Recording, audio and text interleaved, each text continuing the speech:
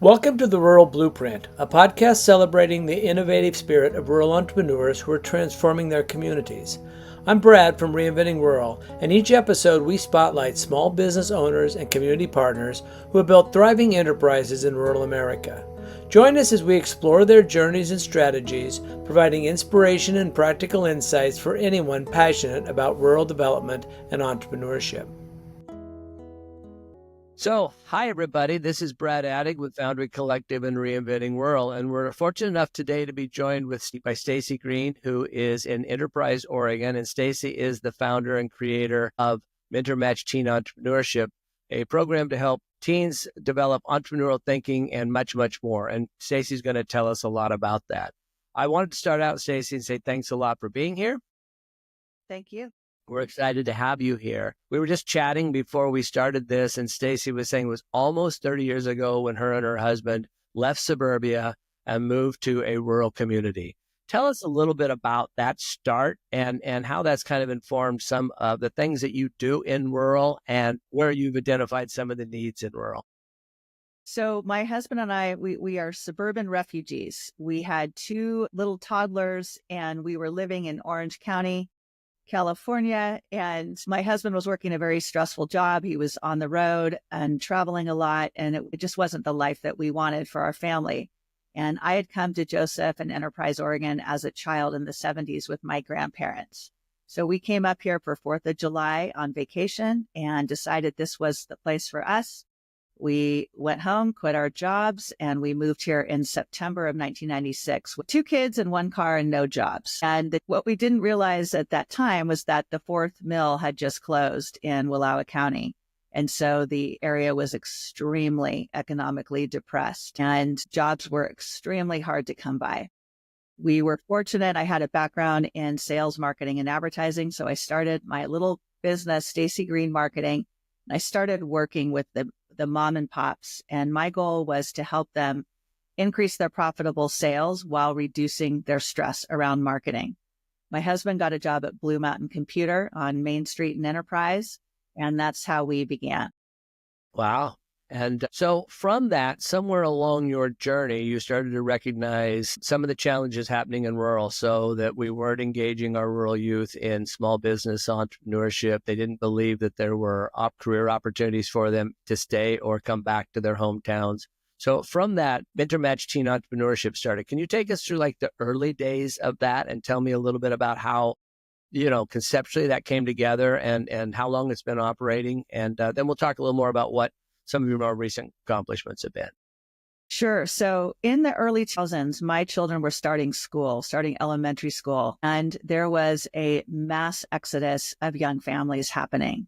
So my children started school with 3 teachers in each grade. When my son was in kindergarten, daughter was in 1st grade. By the time my daughter was in 3rd grade, there was 1 teacher in each grade. It was just an absolute plummet of enrollment. We had these wonderful high school girls that were babysitting our kids and neighbors and friends, and every single one of them was choosing education as their major. Now, that is a wonderful major, a wonderful career path. The problem was we didn't have any jobs for them. And I thought, we're buying these young women a one-way ticket out of our community and out of our state, possibly. And of course, that's what happened because we had no jobs for them. So while I was working with small businesses and marketing, they were just absolutely desperate for other skills. They needed accounting, finance skills. They needed sales and marketing skills. They needed people with management and leadership skills. They needed help with hiring and firing and basic HR functions. And we just didn't have any of that. And so the idea started forming of how can we get our teens interested in entrepreneurship and the business skills that entrepreneurs need to grow and thrive, so that they might come back here and create jobs so that we can keep our young families.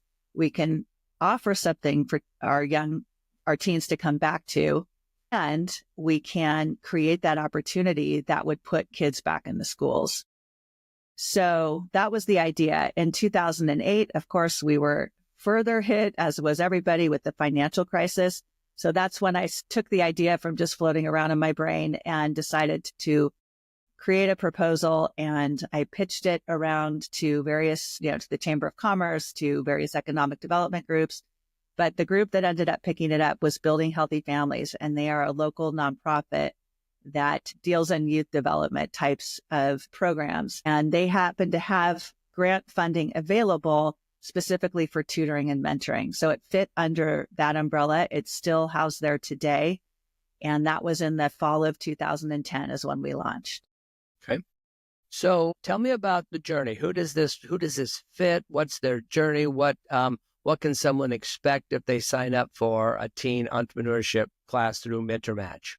So this is outside the school system, being housed at Building Healthy Families. So it is an addition to school, sports, FFA, all the activities, chores, additional jobs, right? All the activities that kids are rural communities are involved in. I think the biggest surprise was I started the program as a way to introduce our best and brightest teens to entrepreneurship so that we might get those teens back in our community. At the time, we were telling our teens, there's nothing here for you. This is just, the place is depressed. There's nothing happening. It's dying. It's just becoming a playground for the rich because, Wallowa County is a tourist destination. So we were feeding into, there's nothing here for you. So rule one was, let's stop saying that. Let's start saying, hey, there are challenges here. We need you to come and bring your skills, your abilities, and your passion for your community to help us improve. So that was the start, was get the best and brightest, introduced in entrepreneurship, introduced in business skills that entrepreneurs need, in hopes that they would come back. First surprise was who showed up the first year. So they were not the best and brightest A+ students, the super awesome, great, scrappy athletes and C students that showed up. Okay. And it was 12 kids that showed up the first year, 3 girls and 9 boys. And what I realized right out of the gate was these were the kids that were looking for something. They realized, hey, I don't have grades. I'm not going, either I'm not going to college or I don't have any scholarships. I'm not going to be a good candidate for scholarships. I need something I can hang my hat on, and maybe this could help. So that was the first surprise, is the range of kids that we had. And so the first year it was create your own business. You have to create it, launch it, run it. And the second surprise was how capable the kids were when given the direction. And the direction was very simple. We don't do business plans. And my research showed that if you throw a business plan at a teenager, they're going to be bored out of their mind. So we don't do that. And we follow the USC School of Entrepreneurship model, which is don't spend a lot of time planning to get started, just get started. So the goal is get them to come up with an idea and try it. So that's what we did that first year. And we were just quite blown away, actually, with what they came up with and how much they ran with it. How's the program evolved over time? And of course, we met pre-COVID and we're helping promote your program, and then COVID hit, and we endeavored to say, hey, can we create this as an online program? And then, by the time we got that kind of pulled together, COVID was mostly over, but it ended up, all of that work became great training for potential facilitators. And so we have lots of great videos, but how's it evolved? It absolutely has evolved. And I think how it has evolved is the best and brightest started showing up. When we started, the Match Teen started getting Ford scholarships, which, if you're familiar with the Ford Scholarship Program, it's a fantastic program, but it's extremely competitive. So they only give out 100 in the state of Oregon. And in the first 7 years of the program, our county got 13 Ford Scholars, and 11 of them were in the MentorMatch program. And so we started attracting the A students, the valedictorians.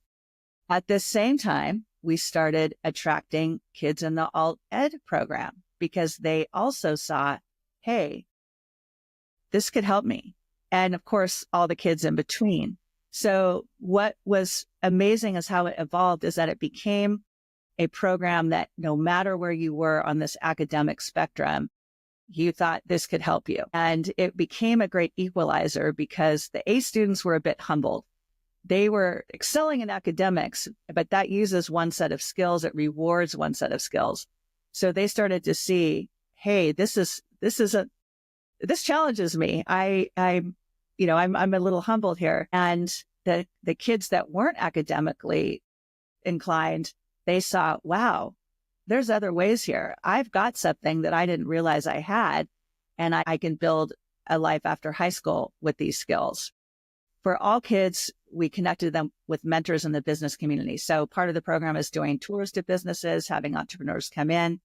And so that has evolved into, as time has gone on, just a bigger and bigger network available for the teens that they have access. So I got a call last summer from a teen that graduated in 2013 asking for a reference letter and asking for connection to someone. So the pipeline and the pool has grown, and that has evolved. The basic approach of the program has stayed the same because it's worked from the beginning, which is have the kids create their own business and run their own business. So one, you've been successful in making entrepreneurship and small business cool.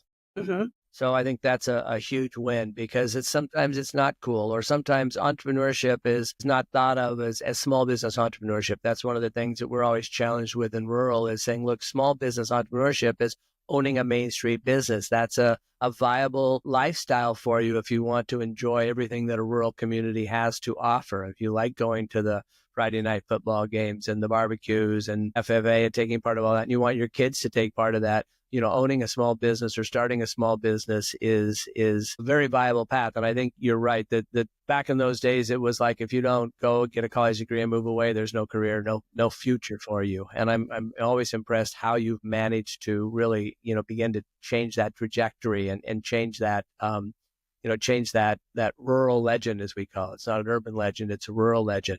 I think one of the most intriguing aspects of your program is the amount of kids that are either moving away and coming back or are staying. And tell me a little bit. I think it's like 30%. I think you track that, right? I absolutely track that, because when we started the program, the goal was introduce teens to entrepreneurship so they come back. So we joke with the teens, that's our secret evil agenda. We want you back here. And so we do absolutely track that. We started seeing that within 4 years after the high school class, and with some a little bit sooner. So we have now 30%, and we are about to have our 20th baby born here in Wallowa County to Mentor Matchers. And that 20th baby is going to come from Celia Christofferson, who went away to college back east, went away to Williams College in Massachusetts, and then worked for a while and came back about 6 years ago, I believe. And she's married. She owns a home. She's about to have a baby. And she launched Steep Creek Studio. So she is a graphic designer, artist, and illustrator. She just curated and judged the women's art show at Giuseppe Art Center a couple of weeks ago. She is doing a lot of logos for new businesses and organizations. And so she's exactly what we hoped would come back. She was valedictorian of her class. And so she's one of those that we're just thrilled to welcome back into our community. She's also on a board, so she's serving in the nonprofit sector. And so that is just a huge win. Another win is Matt Perrin. So Matt graduated in 2011, went to Eastern Oregon University. He really didn't know what he wanted to do, but when we invited a young accountant in who had gone to Eastern Oregon University, he laid out his path, and Matt followed that path exactly. And so Matt ended up coming back right after graduation, got a job at our local hospital as a staff accountant. Today, he is director of finance. The hospital paid for his MBA. He is on his third home that he has owned, still owns his first one that he rents out. Happily married, father of 3. And so again, bringing that young family with good jobs and investing in the community. Well, as you know, Celia is near and dear to our heart, because a few years ago, Co-Starters approached us to help them pilot the boot camp program, which is the 4-part, 2-day, however we delivered at this point. And we did several pilots. And one of those pilots was up in Joseph, Oregon. And Celia participated in that because she had just started launching Steep Creek Studios. Unbeknownst to me, I didn't realize she was a Mentor Match Teen Entrepreneurship graduate until you all showed up at the event we had at the Lost Teen Tavern up there. And I got to hear about the story of their macadamia nut chocolate chip cookies, white chocolate chip cookies, where they failed to price in macadamia nuts and couldn't figure out why they were losing so much money. So it's like one of the, oops, okay, pricing was a little off, but it was exciting to really then see that. And she's a Co-Starters graduate and got a very successful business and had a big, Co-Starters did an article on her at one point and really highlighting her business. And that's great. And then, of course, with Matt, we need lots of these small service businesses in our rural communities. You can't find accountants and bookkeeping and some of these other business support services. So it's very hard to start and scale small businesses in rural when there's not the support services and the people providing that. So I think that's awesome. Something else we've talked about is you looking for more entrepreneurial leaders to lean into this program and to expand this program into other communities. So talk a little bit for me about what you're looking for and how people can reach out and can get involved in this. And then also, then maybe tell me a little bit about the journey of where you've had success in other communities. Okay, so right now we've got a program in Othello, Washington, run by the magnificent and wonderful Angela Cutts. And that program is funded through Rural Development Initiatives, and they're in their second year. So we just met. So for the second time, Angela brought her group from Othello. I brought my group from Wallowa County, and we met in Walla Walla, Washington for the second annual Walla Walla Rural Teen Entrepreneur Summit last Friday. And we're able to connect the kids. They got to present their businesses, share what they've been doing in front of a panel of entrepreneurs that we had arranged and to get feedback. So that was wonderful. And Angela brought the program to her community as a way, again, to help give her youth the skills that they were looking for. And it was interesting. I asked them, what made you want to do this program? Every single one of them said to learn how to make more money. Okay. And so when you have teens, and we've had plenty through the Mentor Match program in Wallowa County who are fully responsible for their financial support, and they're completely on their own, learning how to make money, whether it's as a side hustle or extra job.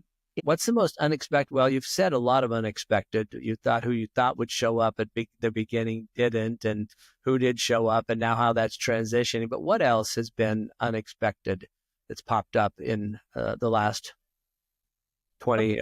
I would say this, that kids who did not shine in the program, that I didn't think really were getting that much out of it, that 5, 6, 8 years later, they're doing something totally amazing and impressive and entrepreneurial. And I realized, like, wow, for whatever reason, they were not super engaged, yet they got it. They got the main point, which is I can do something. I can create something. That's been the biggest surprise.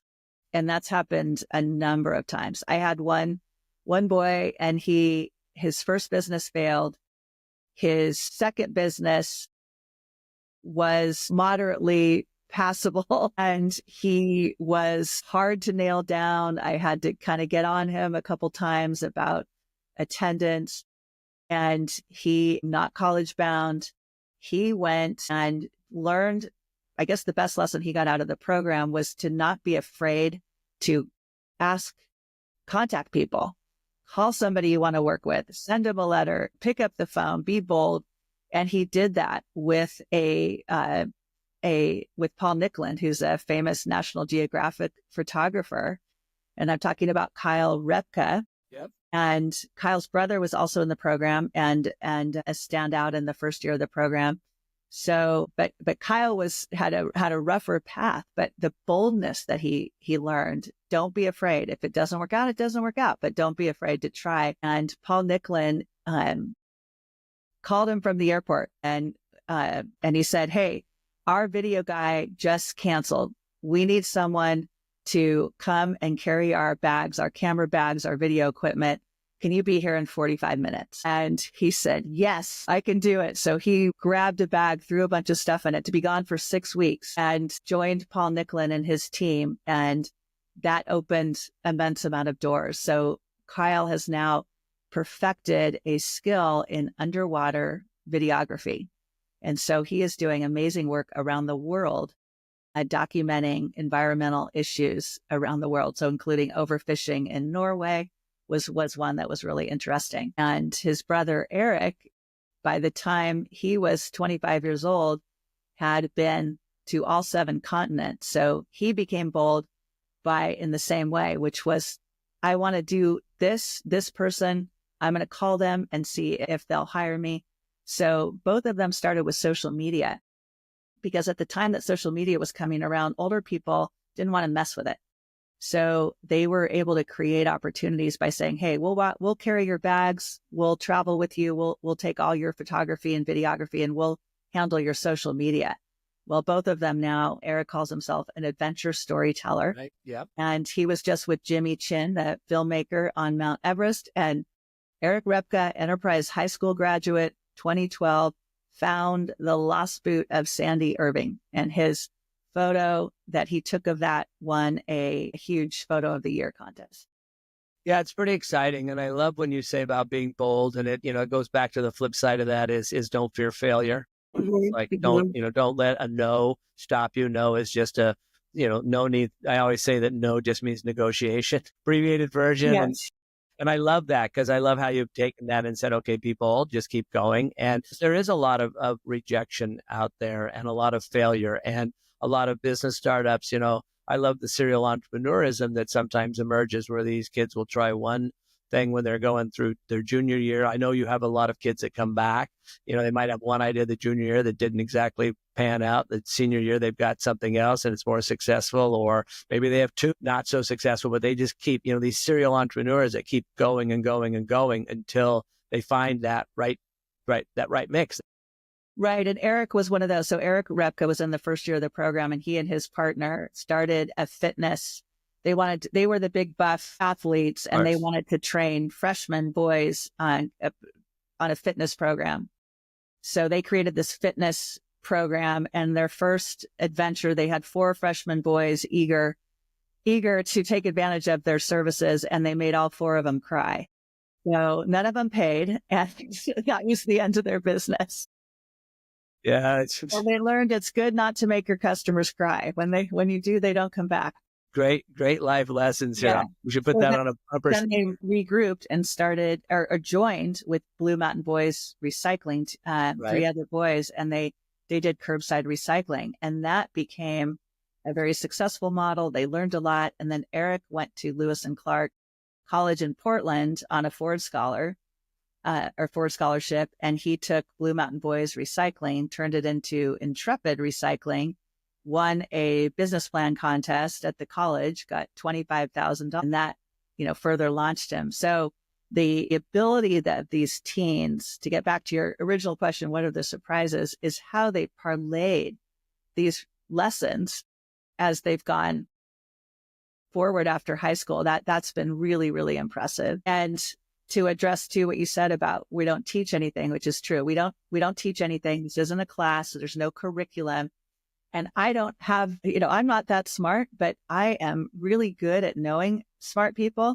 So I'm not afraid to call all the smart people I know. So the reason these boys learned how to be bold is because we brought in Marcel Ford, who was whose first customer when he was 23 years old was Costco, selling plant cleaner or cleaner for silk plants. So he's the one that told us how he showed up on Costco on the buyer and just waited in the lobby for 8 hours, bought the receptionist cookies, sweet talked her, and did it again the next day. And so when the buyer walked out of her office at the end of the day, the receptionist said, "Marcel, that's her, that's the buyer." And so he went up and approached her, and she was impressed enough that she gave him an appointment, and that's how he began. So you don't have to, as the advisor, you're just finding those people in your community who have done those things, who can share their experiences. And that's the teaching that goes on. So How do people get in touch with you? How do communities say, hey, we want the magic that you're making happen up there in Enterprise, what's happened down in Harney County, Othello, all of these different entrepreneurship programs. How do they get a hold of you? It seems like it's a perfect time to start planning for next year right now, right? Absolutely. So how do they reach out to you? And how's that work? So my email, Stacy@reinventingrural.com. You can find the Mentor Match program on the Reinventing Rural website. You can call me on my cell phone, which is, I believe, listed on that. So that would be the best way. We provide all the help that you need. And we start with a boot camp for new communities to get up to speed and give you a chance to get familiar with the program and ask questions. And then I provide monthly one-on-one coaching. So we just check in and go over how it's working, where you might be struggling, what support you need, and always available by phone and email to answer questions. But I think what advisors will find and do find is that this isn't difficult.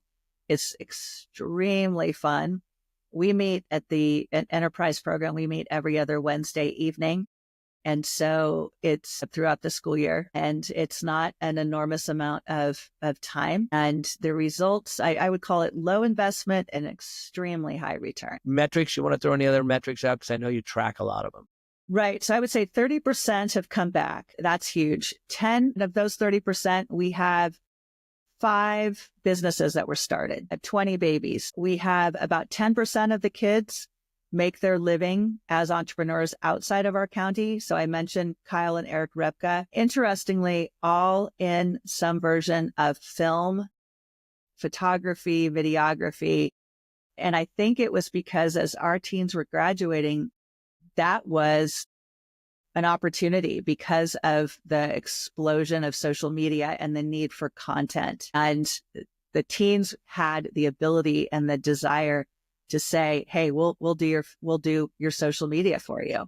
And so they started with the skill in social media, developed the videography and photography skills along the way. Okay. Right. So 10% roughly make their living and in a very impactful ways. 30% return to the county. We average about 10 teens a year. I have 12 this year, but an average would be 10. How big is Enterprise? Enterprise is 1,800, 1,900. The county, and we do allow kids from all schools, is 7,000. So very, very small group. Yeah. 11 Ford Scholars, which is huge. And I would say we have absolutely leveraged scholarships. And I wouldn't even be able to guess the millions of dollars, but 11 Ford Scholars is worth. I think that those are some good solid metrics. I think, again, what you're doing there is amazing. The communities that have been able to expand and offer Mentor Match have seen phenomenal results. It's not, I would say the same thing as you. I think if you are someone in your community that believes this will make a difference in your community, and it will, figure out a way to do it. Okay. It's not a huge lift. It's not a huge expense, really, when you think about the kind of impact. I can't think of another program out there in the state of Oregon right now that has the kind of return on investment that a Mentor Match Teen Entrepreneurship Program could have in your community. And so we're here as Foundry Collective and Reinventing Rural. We are happy to help support. We have, Stacy has a Reinventing Rural email address. We have the information up on the website, and we're happy to help lean in with communities to really bring this program there. So, well, Stacy, thank you very much. Yeah, it's been really fun. So I thank you, Brad, for all of your support in getting this off the ground, connecting us through Reinventing Rural. And I really encourage other communities to take advantage of it. It is a lot easier, a lot cheaper than most people realize, and the results are significant. All right. Well, thank you very much. Have a great day. You too, Greg. Bye-bye. Thanks for listening to The Rural Blueprint. If today's conversation resonated with you, visit us at reinventingrural.com to access resources for rural entrepreneurs, funding opportunities, and business development programs. I'm Brad with Reinventing Rural, and we'll see you on the next episode of The Rural Blueprint.